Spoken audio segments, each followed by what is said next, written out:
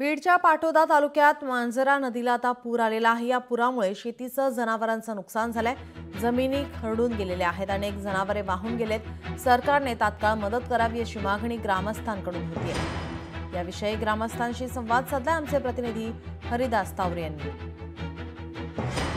बीड जिल्ह्यात गेल्या 8 ते 10 दिवसापासून पडत असलेल्या सततच्या पावसामुळे बीड जिल्ह्यात पूर्णतः जी पिकं होती ती उद्ध्वस्त झाल्याचं चित्र या ठिकाणी पाहायला मिळतंय। मी अनपटवाडी पाटोदा तालुक्यातील अनपटवाडी या गावामध्ये आहे। पूर्णतः हे शेत पूर्णतः पिकासह मातीसह खरडून गेल्याचं चित्र या ठिकाणी पाहायला मिळतंय। काय परिस्थिती होती, काय नुकसान झालंय, काय सांगता येईल?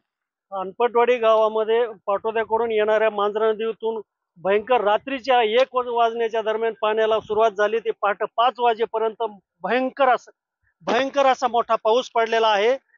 त्याच्यामुळं पाणी भरपूर आलेलं आहे आणि त्यामुळं येथील आमच्या गावातील शेतकऱ्यांच्या जनावरांचं वाहून गेलेले आहेत, काही मयत सापडलेले आहेत, काही वाहून गेलेले आहेत। आमच्या गावच्या जमिनी पूर्ण खरडून गेलेल्या आहेत। आता उरले सुरले जे आमच्याकडे पशुधन आहे यांना या जनावराला खाण्यासाठी सुद्धा आमच्याकडे आज काही शिल्लक नाही। तर शासनाला आमची एवढी कळकळीची विनंती आहे की आसपासच्या गावामध्ये किंवा कुठेतरी ऊस म्हणा, वैरण म्हणा, कुठून तरी ऍक्वायर करावी आणि शेतकऱ्यांना जगण्यासाठी किंवा आहे त्या पशुधनाला वाचवण्यासाठी थोडासा चारा पोहोच करावा आणि जे मदत आहे तुटपुंजी आहे ती तरी पोहोच करावी। आर्थिक नुकसान झालं आहे, शेतीचं नुकसान झालेलं आहे, जनावरं वाहून गेलेले आहेत। पण अशामध्ये सगळ्या शोकांतिका ही आहे की इथलचे जे तलाठी आहेत, तलाठी कुणी चार्ज घ्यायला तयार नाहीये। तलाट्याने अजून पंचनामाच केलेला नाहीये।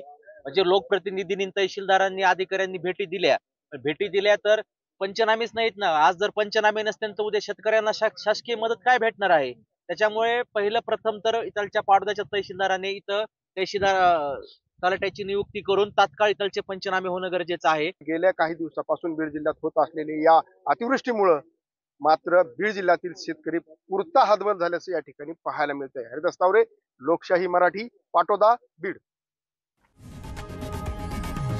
लोकशाही मराठी ऐका, पहा, जागरूक रहा।